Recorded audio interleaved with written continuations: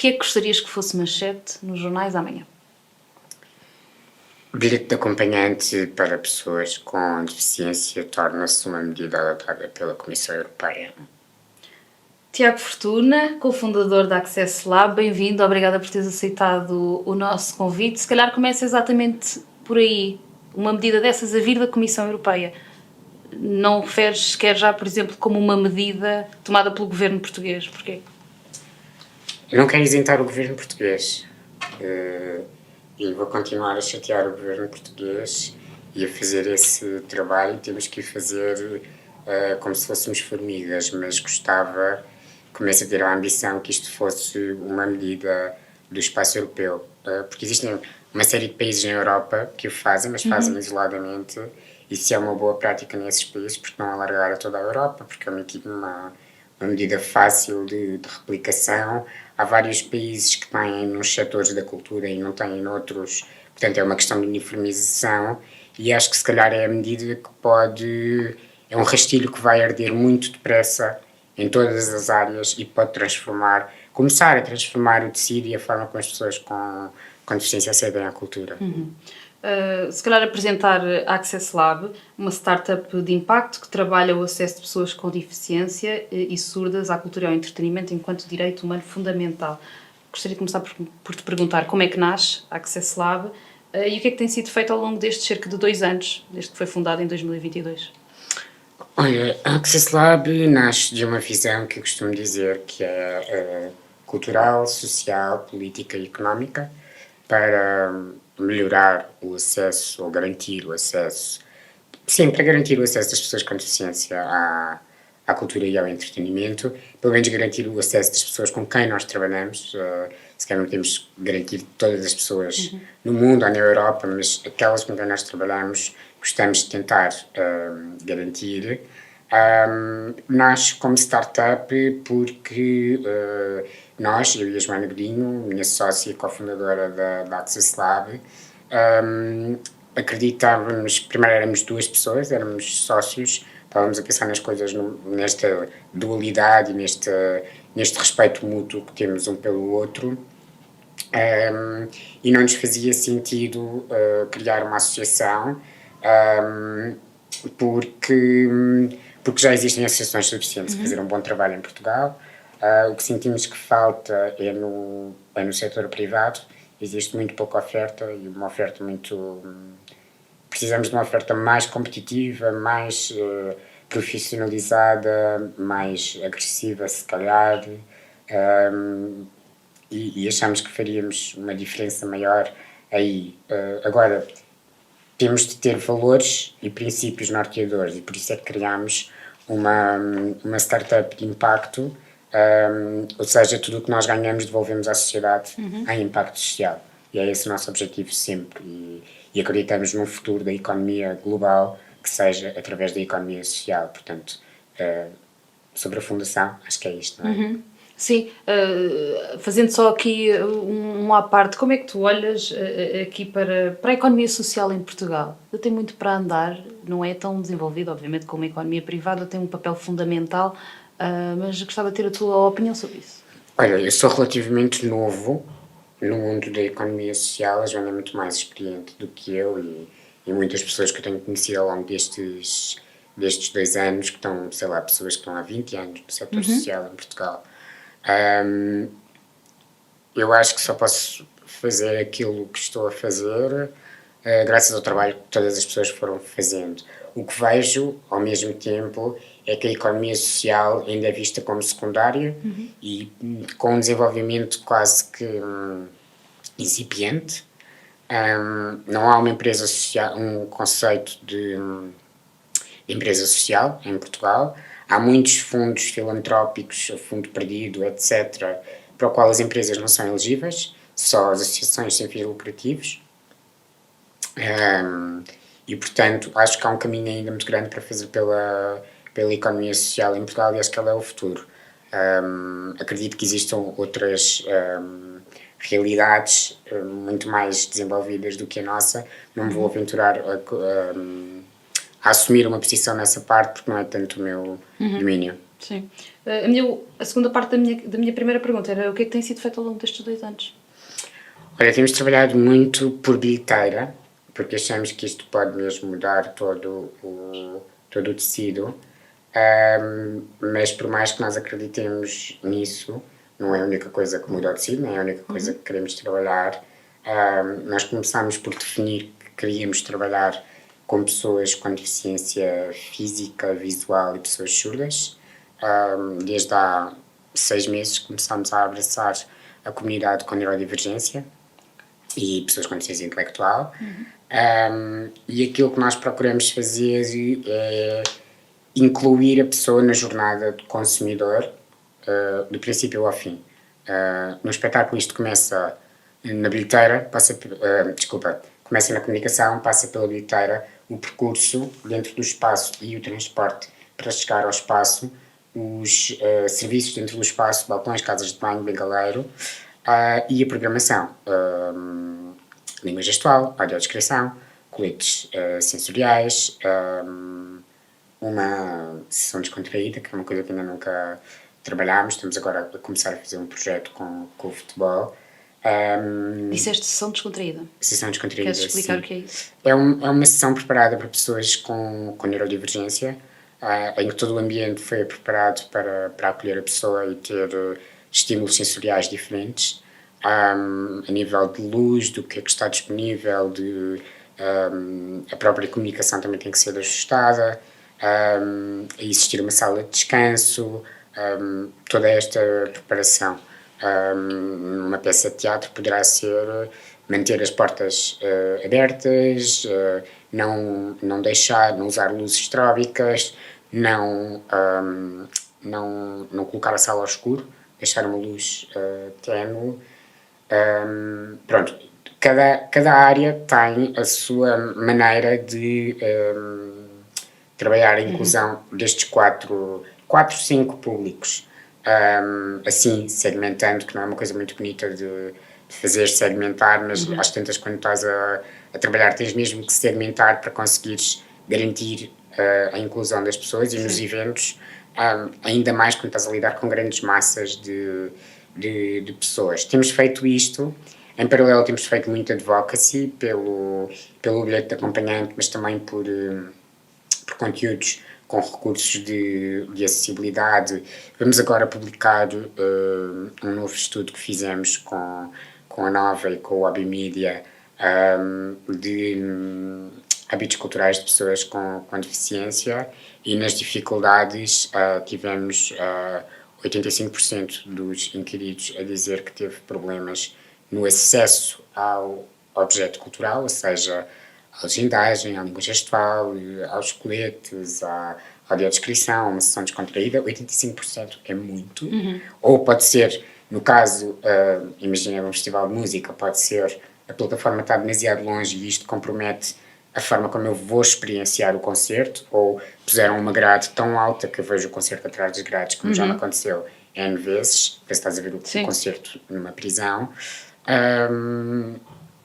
E, portanto, é preciso fazer este trabalho todo com o compromisso do advocacy. Em paralelo, temos que trabalhar a sensibilização, ou seja, a formação dos profissionais e das próprias pessoas com deficiência para a inclusão de pessoas com deficiência. Porque muitas vezes é uma questão também que acontece, não é? Mesmo, por exemplo, nas zonas de mobilidade reduzida, já te ouvi partilhar histórias de pessoas que reclamam, por exemplo, ou da presença cães-guia, ou o espaço que ocupa, por exemplo, uma cadeira de rodas. É preciso também haver aqui este trabalho com o resto do público, não é? Ou seja, há um trabalho também que é importante fazer com os espaços para criar todas essas acessibilidades, mas depois há também um trabalho que é preciso fazer com o resto da comunidade, no fundo.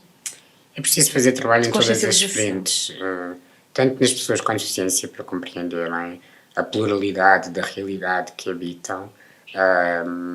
E eu saí da empresa em que estava em 2020, só voltei a trabalhar no início de 2021. E dediquei esses meses todos a tentar perceber um bocadinho melhor quais eram as realidades de outras pessoas com deficiência. E isso continua a ser uma aprendizagem diária. Porque um degrau um degrau que não é um problema para mim vai ser um grande problema para uma pessoa com uma cadeira motorizada. Ou nós estarmos a ter esta conversa e como estamos, se eu fosse surdo, se tu não tiveres um intérprete de língua gestual, não vai funcionar. Ou a pessoa tiver um intérprete, não é? Portanto, é preciso perceber todas estas dinâmicas, ou tentar perceber, acho que é um tentar, porque continuamos sempre, e depois fazer uma sensibilização que tem que ser interseccional, acho eu, tem que ser bastante incisiva dentro do time span de atenção que as pessoas têm. E há uma última área que nós trabalhamos também, que acaba por estar ligada com esta que tu estás a levantar, que é a mediação e a aproximação ao público e às comunidades. Temos que fazer com que as pessoas se façam representar, se façam ouvir, que tenhamos experiências diferentes para nos enriquecer enquanto sociedade. E é isso que a Access Lab tem feito nestes 2 anos com os vários clientes que têm. A representatividade é fundamental, na tua opinião? Sim, é uma não questão. Devia ser uma não questão.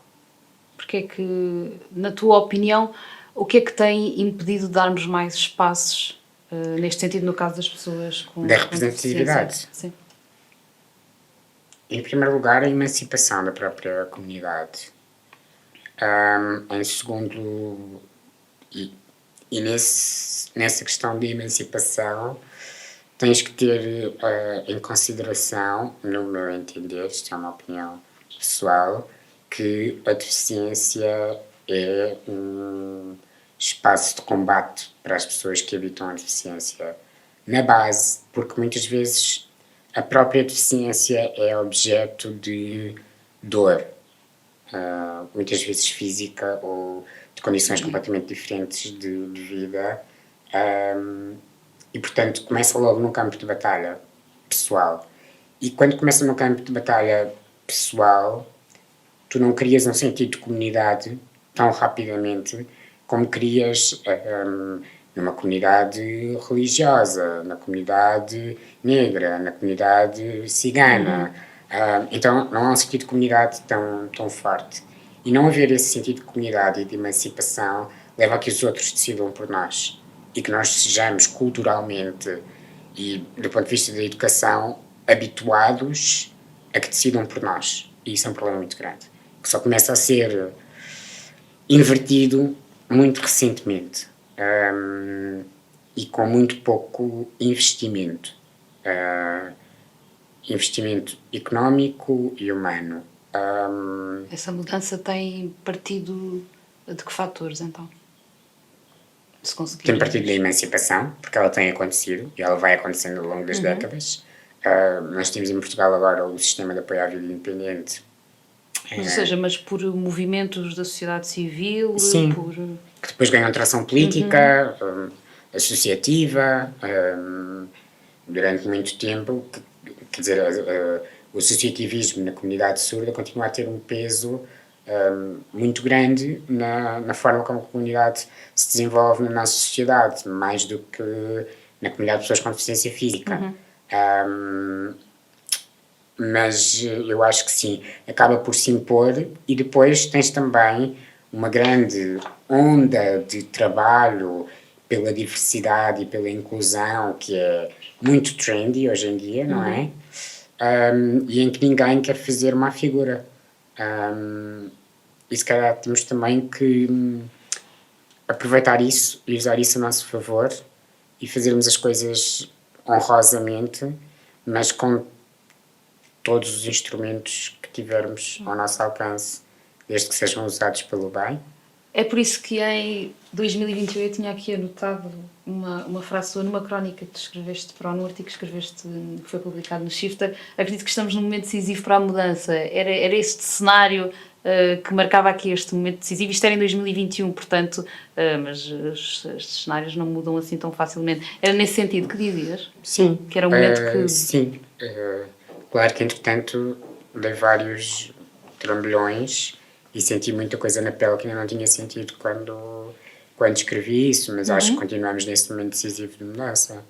Podes partilhar que tipo de trambolhões é que foram ou que... Foram coisas que não estou a dizer os episódios em tu específico, muitas se vezes, forem, olha, uma coisa mas... muito simples.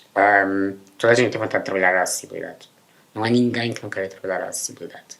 Toda a gente. Toda a gente. Então, de todas as minorias, é mais fácil de trabalhar porque não há quase que xenofobia. Existe capacitismo, mas não há xenofobia. E o capacitismo faz parte de quem é assimilado pela cultura e pela sociedade. Ele é inconsciente. Mas quando tu apresentas um orçamento, é dramático. E a acessibilidade, primeiro, a acessibilidade e a inclusão e a diversidade deve ser remunerada e tem custos como qualquer outra área. E depois,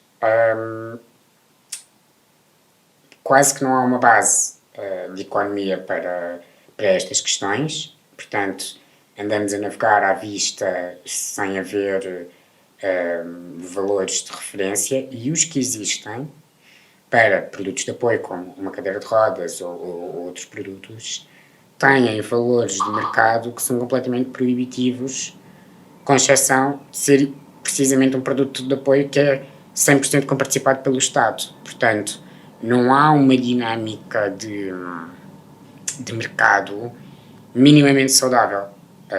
E não há na pessoa que compra a consciência de que vai comprar.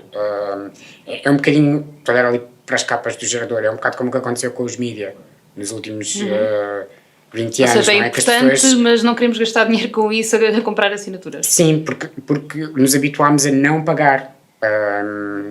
E neste caso nunca pagámos. Portanto, porque é que agora vamos pagar? E isto é difícil porque muitas vezes há muito entusiasmo, mas ele depois não se concretiza. E somos muitas vezes questionados sobre porque é que, sei lá, já me chegaram a dizer que nós devíamos ter um preço especial para a cultura. Não, tenho um preço para a cultura como tenho para as empresas, como tenho para o desporto. Não, a cultura não tem que ser posta aqui de forma diferente.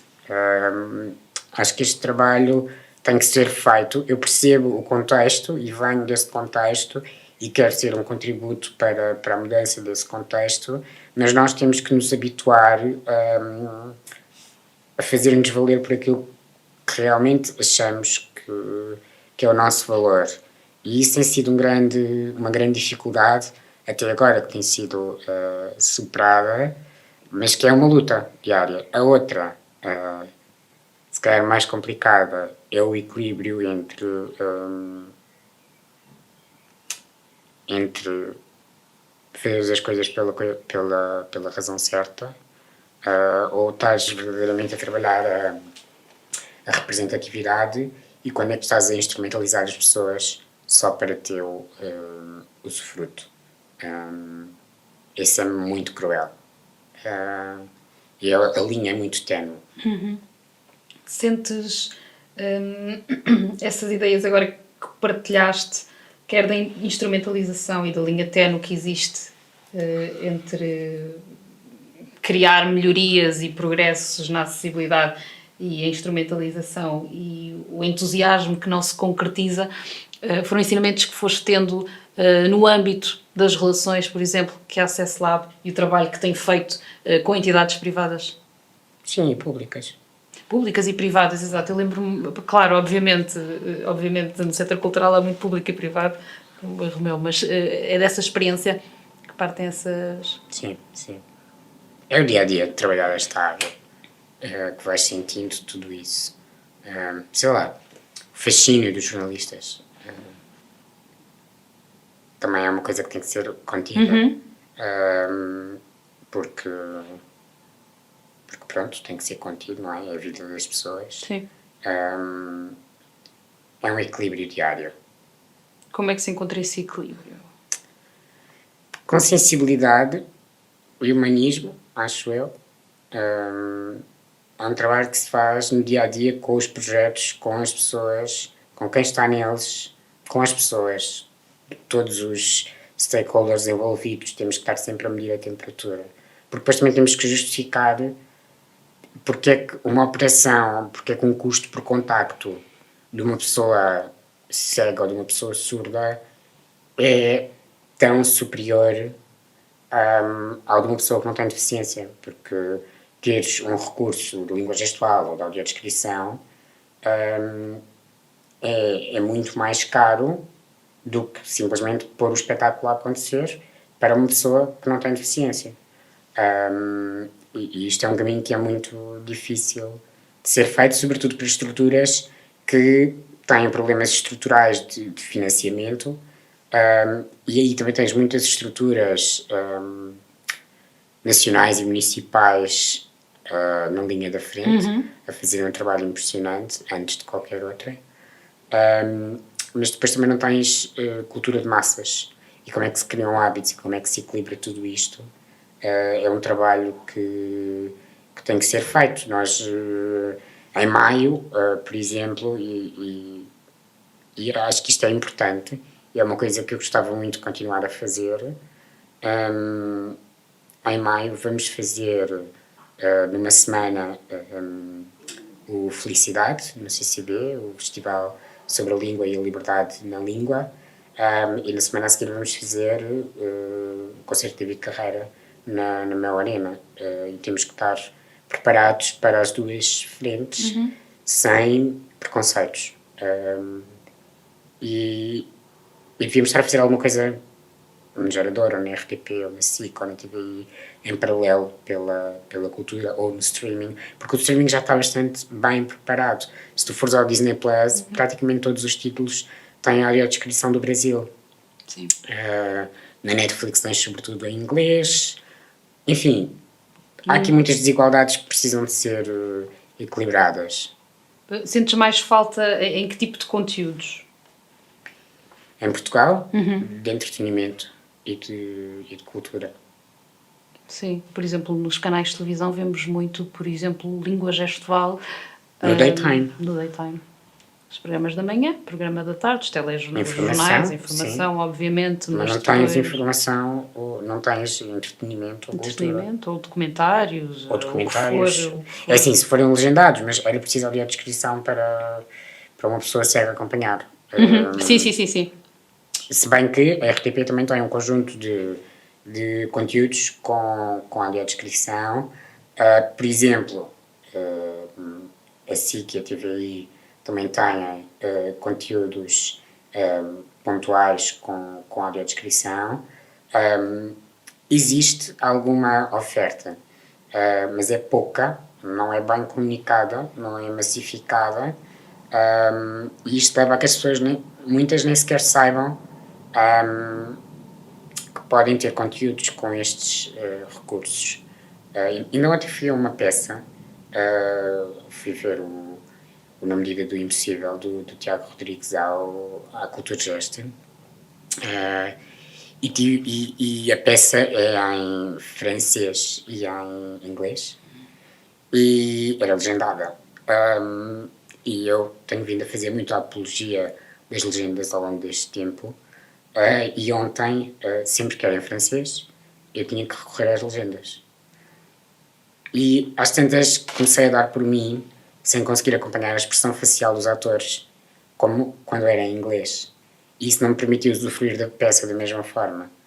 E senti que pela primeira vez percebi um bocadinho, mas só um bocadinho, do que é uma pessoa surda a acompanhar com um intérprete um espetáculo.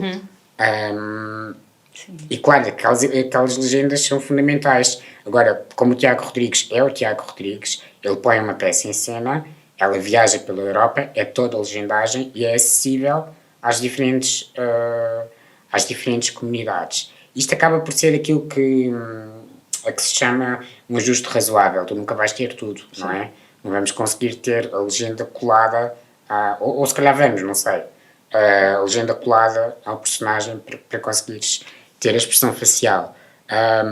Mas acho que vamos vivendo e vamos nos apercebendo do que é que são as realidades dos outros. Sim.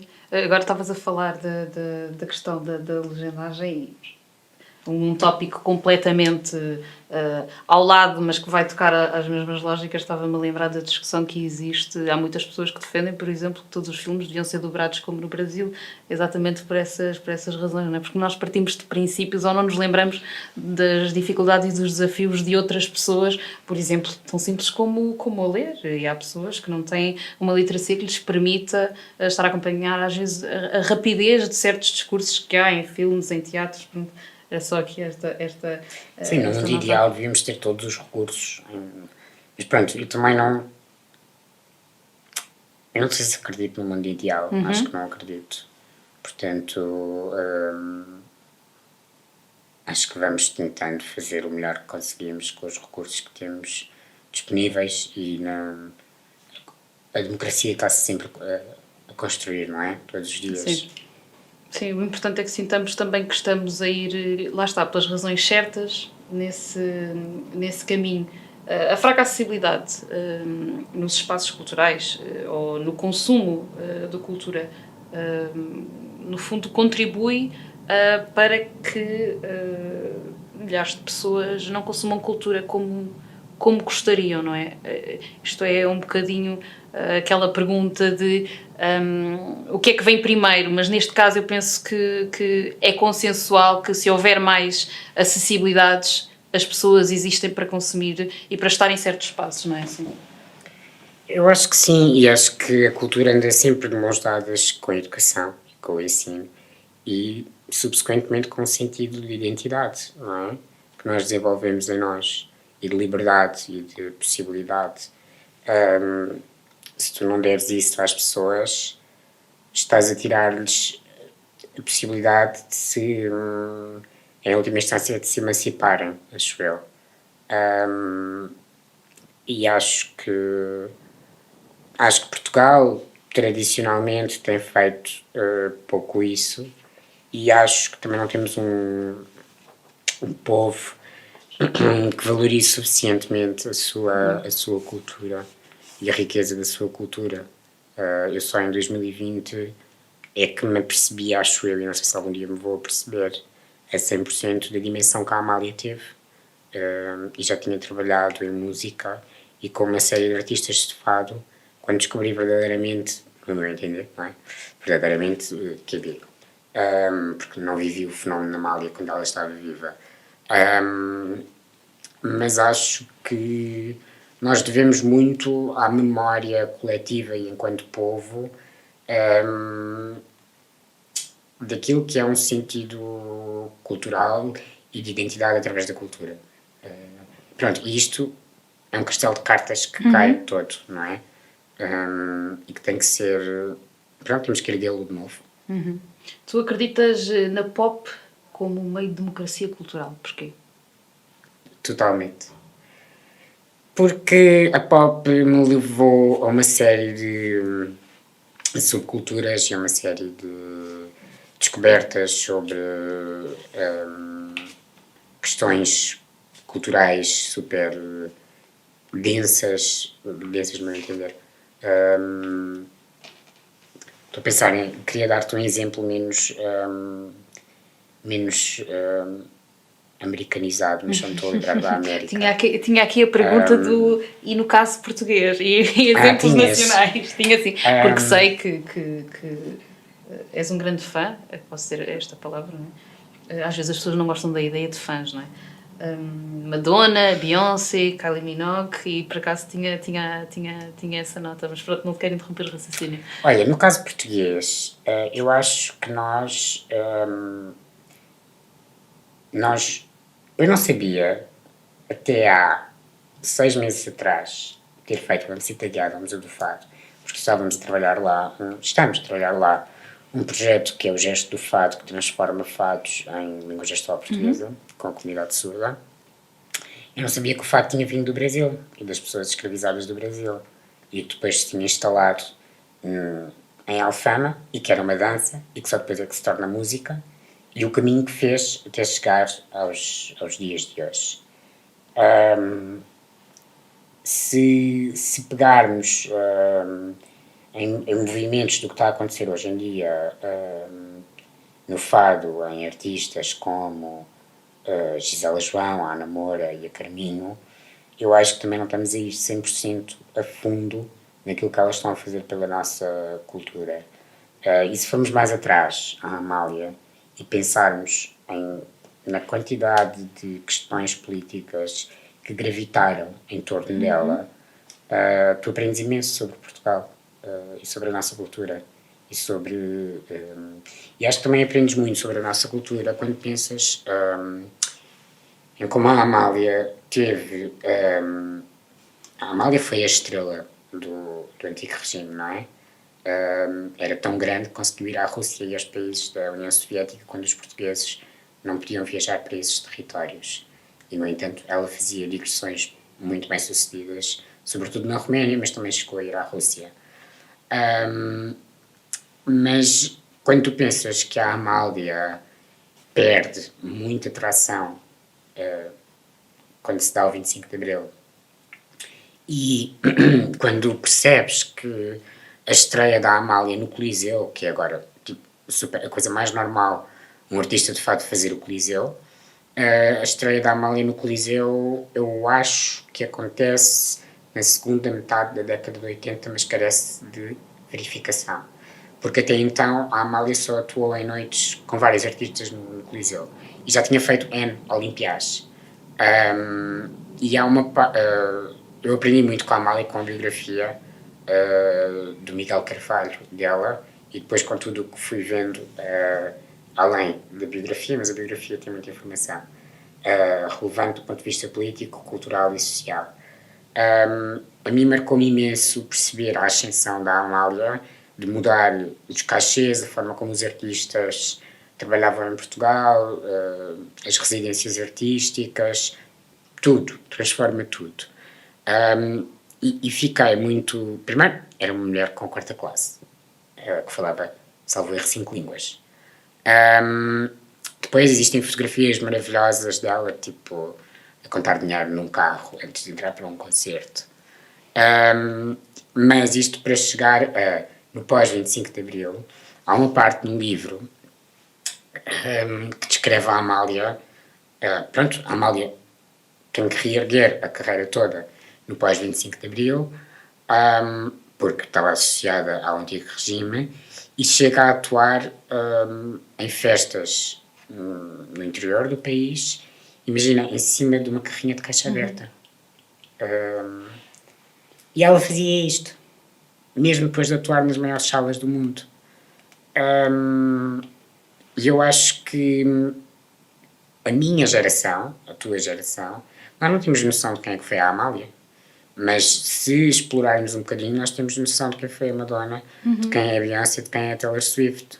Ou até, sei lá, se quisermos ir para contemporâneos, uma Barbra Streisand ou uma Judy Garland é mais fácil de descarnar para nós do que uma Amália. Sem dúvida. E a Amália vai-te dizer mais sobre Portugal. Sem dúvida. Até, por exemplo, agora estou-me a lembrar, agora já não sei bem a propósito do quê, não sei, foi a propósito do Festival da Canção, agora, mês passado, há umas semanas, voltam sempre a imagens, voltam sempre os temas e volta sempre muito, por exemplo, a Simone de Oliveira.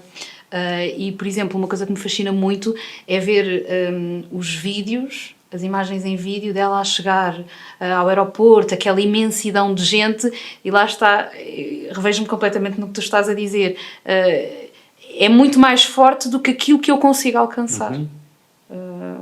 Ali, aquilo teve um impacto naquele momento muito mais forte do que eu possa ler do impacto que foi, sem dúvida, até porque atualmente nem vemos tanto essas demonstrações, enfim, lá está, porque conseguimos estudar, ler sobre o tema, mas sem dúvida... Mas eu acho que às tantas nós também temos que fazer pela cultura um trabalho de recuperação e de reparação histórica por nós próprios, sabes?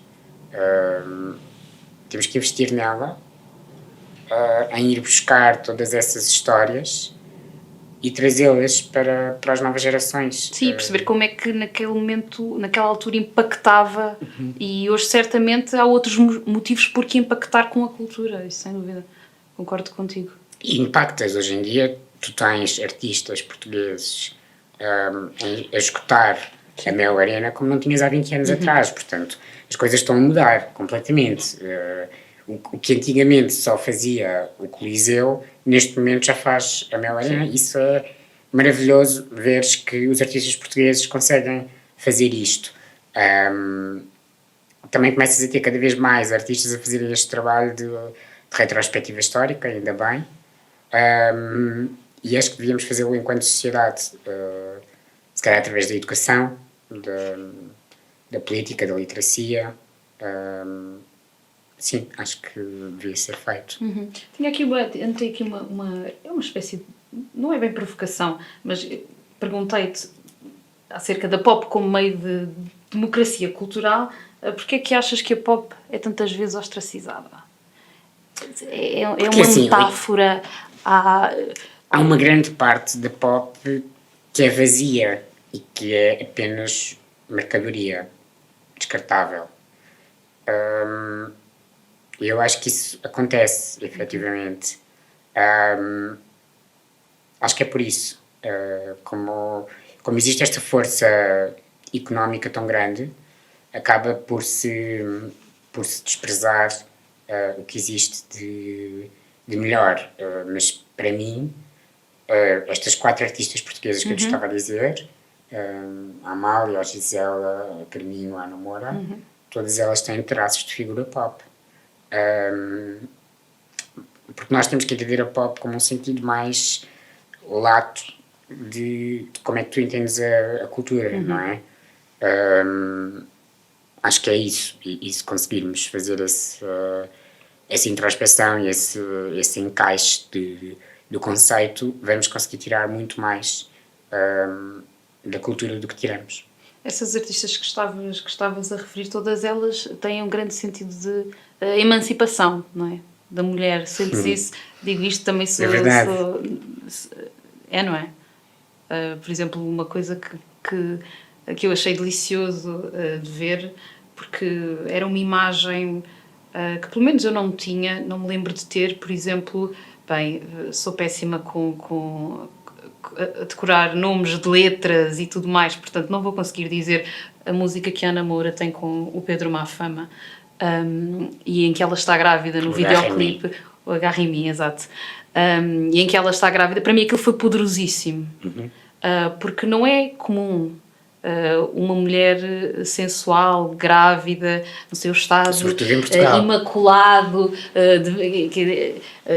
atrevo-me até a usar, bem, não vou usar esta palavra, vou deixar aqui a nota de que não é nada disto que eu penso, mas pode ser visto quase como meio obsceno, é uma heresia, não é algo, não é? E eu achei isso poderosíssimo. Foi um videoclipe que eu achei, para mim, artisticamente está de uma beldade e gosto de sentir, por exemplo, uma coisa na cultura, eu gosto muito de sentir que as mulheres na cultura me empoderam, e lá está, isso é o poder da arte, não é? Olha, eu senti, e a Amália fez isto durante toda a carreira dela, mas eu não vivi a carreira da Amália, e daí a grande diferença entre eu viver a Beyoncé e a Madonna em tempos completamente diferentes na minha vida, e mais tarde começar a perceber melhor o que é a cultura portuguesa, porque também do ponto de vista de ensino não havia, acho que agora já há mais, um cultivo para que na nossa geração bebêssemos a cultura portuguesa da mesma forma que a internacional. Mas a Amália fez essa carreira toda. A Gisela fez isso no primeiro disco dela, dessa emancipação dos cânones do fado, e continua a fazê-lo. A Carminho tem um caminho muito, muito bem trilhado, no meu entender, de honrar a essência dela, e para mim uma excelente imagem da Carminho foi nas Jornadas Mundiais da Juventude, que ela estava de vestido branco e luvas de cabedal. Acho que isso diz muito sobre quem é que ela é enquanto artista, que se assume católica. Mas para ir à Namora é uma coisa que eu senti muito quando ela lançou agora o último disco, o Casa Guilhermina, e que foi motivo de falatório por tudo e mais um par de botas em Portugal, eu senti que estava quase que a assistir, no caso da Ana Moura, a um movimento semelhante àquele que assistimos, eu não assisti, mas sei que aconteceu, nos anos 90, quando a Madonna foi buscar o ballroom para o Vogue. E acho que a Ana Moura fez isso com várias expressões da nossa cultura e trouxe isso para a esfera pop pura, muitíssimo bem com este disco, e foi um disco que me acompanhou muito nesta transição de vida. Pronto, acho que fiz aqui um bocadinho das minhas pausas com alguns artistas portugueses a falar contigo, o que é bom. É? Porquê? Porque acho que é importante falarmos sobre o que é que sentimos sobre a nossa cultura e os artistas portugueses, e não ficarmos sempre reféns do que vem de outros países, de outras culturas. Claro que eu vou continuar completamente vidrado na Madonna e na Beyoncé, e tem um significado para mim que é uma coisa inacreditável e que vai a uma série de questões, e que vou continuar a viajar para vê-las. Quer dizer, Madonna não sei se vou viajar muito mais para vê-la, mas a Beyoncé espero fazê-lo. A Kylie fará isso este ano, se tudo correr bem. Mas acho que temos que fazer o mesmo dentro das nossas portas, não é? Porque senão não vamos conseguir ter melhores coisas para mostrar. Aproveito o modo para te perguntar o que achaste do novo CD da Beyoncé. Novo, quando sair a entrevista, bem, já terá cerca de 2 meses, mas não importa. Olha, eu gosto muito do disco. Acho que é um disco... agora não vou conseguir ser suficientemente erudido, Flávio. Devias-me ter dito que me ias perguntar isso antes para eu preparar uma resposta à altura. Mas eu acho que é um disco importante e eu acho que a Beyoncé está num caminho muito interessante pela reparação e pela reclamação histórica. No entanto, eu não sou uma mulher negra norte-americana para dizê-lo como uma mulher negra norte-americana poderá dizê-lo. Vejo aos olhos de um homem português. Mas acho que o disco é importante. Acho que o disco... Há algumas críticas ao disco que dizem que ele não é suficientemente político para reclamar o country. Há uma crítica, já não sei se... acho que é da Atlantic, que foi a que eu mais gostei de ler até. Também gostei muito da New Yorker, mas acho que é da Atlantic que eu mais gostei. Que diz que a Beyoncé nunca foi muito política, e é verdade que a Beyoncé nunca foi muito política. A política dela é a voz dela e aquilo que ela é capaz de fazer, de mostrar, de fazer convergir. E se tu fores... Mas já o tem tentado ser nos últimos anos, não é? Sim, mas tu não tens exemplo, uma... até no intervalo do Super Bowl. Certo, mas repara, a Beyoncé põe um X de Malcolm X no intervalo do Super Bowl e é boicotada publicamente, mas eu acho que isso foi nos 50 anos do Super Bowl. Não é a mesma coisa que a Madonna ir à Rússia e exibir nos braços escolhido por Pussy Riot quando elas estão presas. Ou não é a mesma coisa que... olha, não é a mesma coisa que a Beyoncé ir, como foi em 2018, à África do Sul fazer o mesmo concerto que fez na Europa e nos Estados Unidos. Mas eu não estou... A minha questão é, o que distingue a Beyoncé é ela ser tão fiel a si própria. A Beyoncé demorou muito tempo a fazer um endorsement político da Hillary Clinton ou do Joe Biden. Não foi nada imediato. Ela só o fez do Obama. E tu podes questionar porquê. Quando foi o March for Women, a Beyoncé nem um post fez, estava grávida. E provavelmente por isso é que não... Mas nem um post fez, só se pronunciou um tempo depois a anunciar que estava grávida, retirou-se e voltou um ano depois em Coachella e fez aquele espetáculo que é uma coisa, que é uma aula de história, não é? Da cultura afro-americana, no festival que se calhar mais segrega as pessoas nos Estados Unidos. E ela tem este tipo de política quase que subversiva que eu acho que é o melhor nela e que é o que mais a distingue. E nessa linha, eu acho que este disco é uma continuação daquilo que ela tem feito até aqui, de desbravar caminho, de abrir espaço, ela consegue mesmo agitar o establishment e fazê-lo abanar. Imagina, a Beyoncé é a artista com mais Grammys de sempre.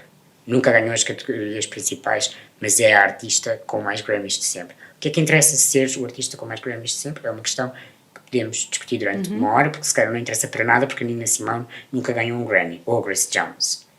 Mas os Grammys são a indústria. E a Beyoncé, uma mulher negra, furou completamente a indústria e tornou-se nisto.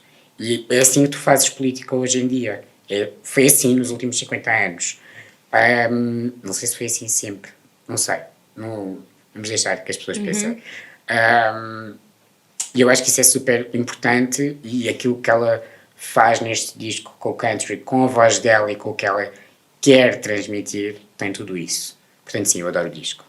Estou à espera que saia em vinil a versão, porque ela fez edições na versão final e eu estou à espera para não comprar a versão limitada e comprar a outra. És um fã do vinil. Sim.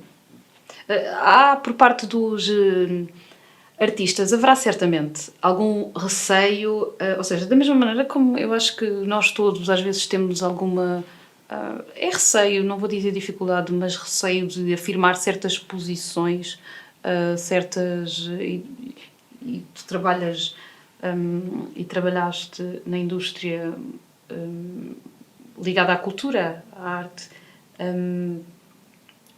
Sentes que ainda há muito receio de se perder uma parte do público ao, por exemplo, afirmar certas posições? Pergunto isto no seguimento do que vínhamos agora aqui a conversar, da Beyoncé nunca ter sido muito política, mas os artistas devem obrigatoriamente ser políticos ou podem só fazer o seu trabalho? Não, podem só fazer o seu trabalho.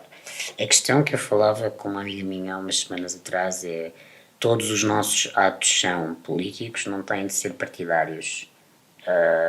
E eu tendo a concordar com ela. É a Maggie, para que toda a gente saiba.